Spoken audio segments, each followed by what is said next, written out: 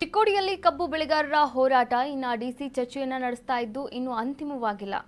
ಇನ್ನು ಈ ವಿಚಾರದ ಬಗ್ಗೆಯೂ ಕೂಡ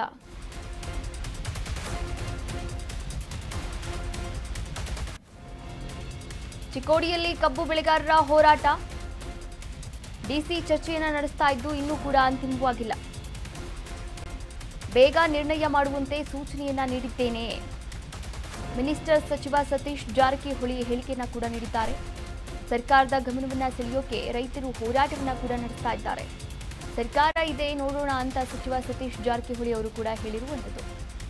ನೋಡಿ, ಚಿಕ್ಕೋಡಿಯಲ್ಲಿ ಕಬ್ಬು ಬೆಳೆಗಾರರು ಹೋರಾಟವನ್ನು ಮಾಡ್ತಾ ಇದ್ದಾರೆ. ಅಹೋರಾತ್ರಿ ಧರಣಿಯನ್ನ ಕೂಡ ಮಾಡ್ತಾ ಇದ್ದಾರೆ.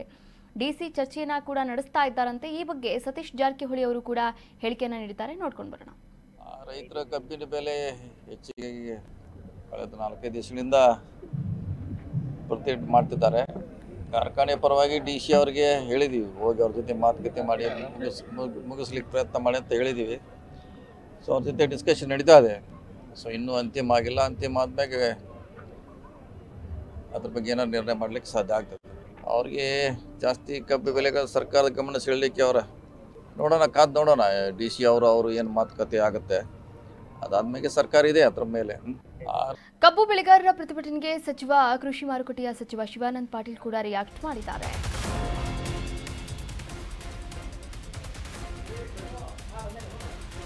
ಎಫ್ಆರ್ಪಿ ನಿಗದಿಗೊಳಿಸೋದು ಕೇಂದ್ರ ಸರ್ಕಾರ, ಆ ಅಧಿಕಾರ ನಮಗಿಲ್ಲ, ರಾಜ್ಯ ಸರ್ಕಾರಕ್ಕೂ ಕೂಡ ಇಲ್ಲ.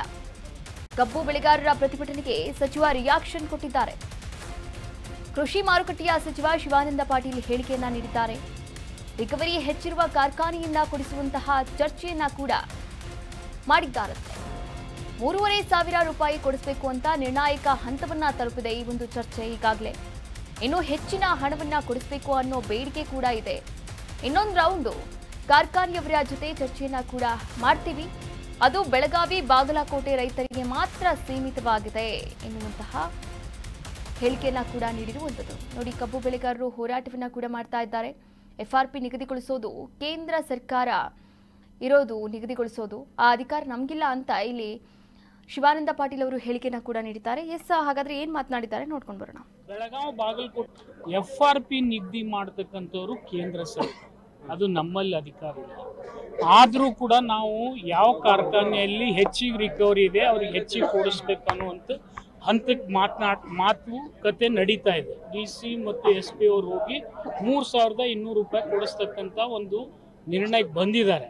ಇನ್ನೂ ಹೆಚ್ಚಿಗೆ ಆಗ್ತಿದ್ರೆ ಇವತ್ತು ಒಂದು ಸಾಯಂಕಾಲ ಇನ್ನೊಂದು ರೌಂಡ್ ಕಾರ್ಖಾನೆಯವ್ರ ಜೊತೆ ಮಾತುಕತೆ ಇದೆ. ಅದು ಬೆಳಗಾವಿ ಬಾಗಲಕೋಟೆಗೆ ಸೀಮಿತವಾಗಿ, ಅಲ್ಲಿ ಕೃಷ್ಣಾ ಬೆಲ್ಟ್ನಲ್ಲಿ ಹೈಯೆಸ್ಟ್ ರಿಕವರಿ ಇರೋದ್ರಿಂದ ಅಲ್ಲಿ ಸಾಧ್ಯ ಆಗ್ಬೋದು. ಅದು ಪ್ರಯತ್ನ ಮಾಡ್ತಾ ಇದ್ದೀವಿ.